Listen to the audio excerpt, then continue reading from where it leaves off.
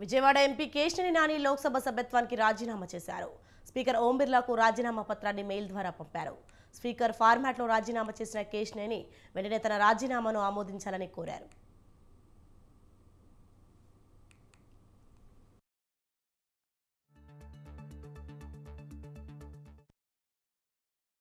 Cycle దిగిన Kesineni పయనంపై clarity వచ్చింది. MP పదవికి తెలుగుదేశం పార్టీకి రాజీనామా చేస్తానని ప్రకటించిన కేశినేని ఆ తర్వాత ఎటు వెళ్లాలో కూడా తేల్చేసుకున్నారు.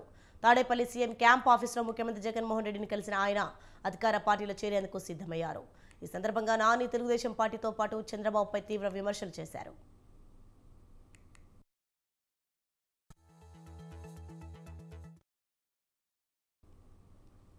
చంద్రబాబు ఈ రాష్ట్రానికి ఉపయోగం లేని వ్యక్తి అని అన్నారు. తనను ఎంత అవమానించినా భరించానని చెప్పుకొచ్చాడు.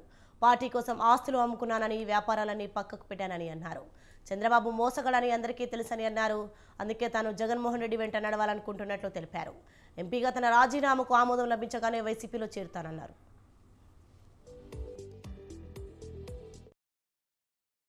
నా సొంత వ్యాపార సంస్థ తెలుగుదేశం పార్టీ ముఖ్యమని చెప్పి నేను ఈ పార్టీ గెలుపు అవసరం అని చెప్పి భావించి నేను ఆ పనులన్నీ చేశాను.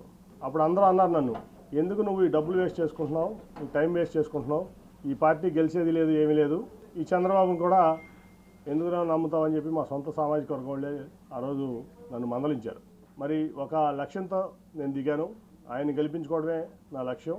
కాబట్టి ఏమైనా పర్లేదు, నేను ఇట్లాగే ముందుకు సాగుతానని చెప్పి ముందుకు సాగితే కార్పొరేషన్ గెలిచాం, జెడ్పీటీసీలు గెలిచాం, ఎంపీపీలు గెలిచాం, పంచాయతీలు గెలిచాం, తర్వాత జనరల్ ఎలక్షన్లో కూడా తెలిసి అన్నీ గెలిచాం.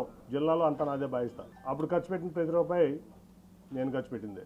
ఏ రోజు కూడా ఒక ఎంపీగా మరి అక్రమ సంపాదన ఇంకోటి ఆశపడకుండా నిజాయితీగా పార్టీ కోసం, ప్రాంతం కోసం, ప్రజల కోసం కష్టపడ్డా. ఇవాళ నేను అమ్ముకున్న ఆస్తుల విలువ హైదరాబాద్లో 2,000 కోట్లు, అక్షరాలు 2,000 కోట్లు.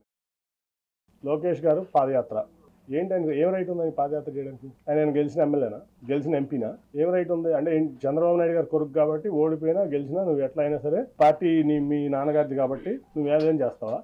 ఏం త్యాగం చేసావు ఈ సమాజం కోసం, ఈ రాష్ట్రం కోసం? నువ్వు ఒక ఎంపీ వచ్చి నువ్వు ఓడిపోయిన ఎమ్మెల్యే, నువ్వు ఒక ఎంపీ వచ్చి నీకు జీహూదురు అనాలా? గెలిచిన ఎంపీ, యాంటీవేవ్లో గెలిచిన ఎంపీ నీ యుగాలలో నేను పాల్గొనాలా? ఎట్లా పాల్గొంటాను? ఏం ప్రోటోకాల్తో పాల్గొంటాను? నువ్వు ఆఫ్టర్ ఆల్ ఓడిపోయిన ఎమ్మెల్యే నా ముందు. ఆఫ్టర్ ఆల్ పార్టీ రిసోర్సెస్ వాడుకున్నావు, పార్టీ ఇన్ఫ్రాస్ట్రక్చర్ వాడుకున్నావు, మీ నాన్నగారి పలుకుబడి వాడుకున్నావు, మీ తాతగారి పలుకుబడి వాడుకున్నావు, అన్నీ వాడుకుని నువ్వు ఓడిపోయావు. నువ్వు నాకు రూపాయి డబ్బు ఇవ్వలేదు, నువ్వేమి ఇవ్వలేదు, నేను గెలిచాను 2 సార్లు. నీ పార్టీని భుజాల మీద పెట్టి మోసా కృష్ణా జిల్లాలో. ఏం రైట్తో నువ్వు సీనియర్ని శాసిస్తున్నావు? ఏం రైట్ ఉందా నీకు? ఓ 10 సార్లు ఎమ్మెల్యే చేసావా, 10 సార్లు ఎంపీ చేసావా? ఏం ఆస్తి అమ్ముకున్నావు? నేను ఆస్తులు అమ్ముకున్నాను, 2,000 కోట్ల రూపాయల ఆస్తులు. నువ్వు హెరిటేజ్ ఆపుకున్నావా? మీ నాన్నగారు వచ్చిన నుంచి ఇప్పటి వరకు మీ కుటుంబాన్ని ఆస్తి అమ్మిందా ఈ పార్టీ కోసం? ఏం త్యాగాలు చేశారని నువ్వు ఇవ్వడం చేస్తావు? మమ్మల్ని ఎట్లున్నామంటావు?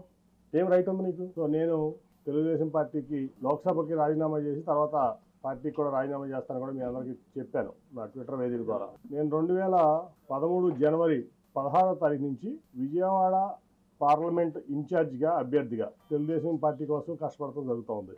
నా సొంత వ్యాపార సంస్థ కంటే కూడా తెలుగుదేశం పార్టీ ముఖ్యమని చెప్పి నేను ఈ పార్టీ గెలుపు అవసరం అని చెప్పి భావించి నేను ఆ పనులన్నీ చేశాను. ఎందుకు నువ్వు ఈ డబ్బులు వేస్ట్ చేసుకుంటున్నావు, ఈ టైం వేస్ట్ చేసుకుంటున్నావు, ఈ పార్టీ గెలిచేది లేదు, ఏమీ లేదు, ఈ చంద్రబాబును కూడా ఎందుకు నమ్ముతామని చెప్పి మా సొంత సామాజిక వర్గం వాళ్ళే ఆ రోజు నన్ను మందలించారు. మరి ఒక లక్ష్యంతో నేను దిగాను. ఆయన గెలిపించుకోవడమే నా లక్ష్యం. కాబట్టి ఏమైనా పర్లేదు, నేను ఇట్లాగే ముందుకు సాగుతానని చెప్పి ముందుకు సాగితే కార్పొరేషన్ గెలిచాం, జెడ్పీటీసీలు గెలిచాం, ఎంపీపీలు గెలిచాం, అన్నీ గెలిచాం. జిల్లాలో అంతా నాదే బాధిస్తా. అప్పుడు ఖర్చు పెట్టిన ప్రతి రూపాయి నేను ఖర్చు పెట్టిందే. తదనంత పరిణామం కూడా తెలుసు. అన్నీ అయిపోయిన తర్వాత నాకు టికెట్ ఇవ్వనని చెప్పి ఆ రోజు ఇంకా ఆన్లైన్లో 5 పెట్టారు ఆ రోజున రేస్లో. సరే ఏదైతే అదైందని చెప్పి నేను కూడా ముందుకెళ్తే ప్రజా ఆగ్రహం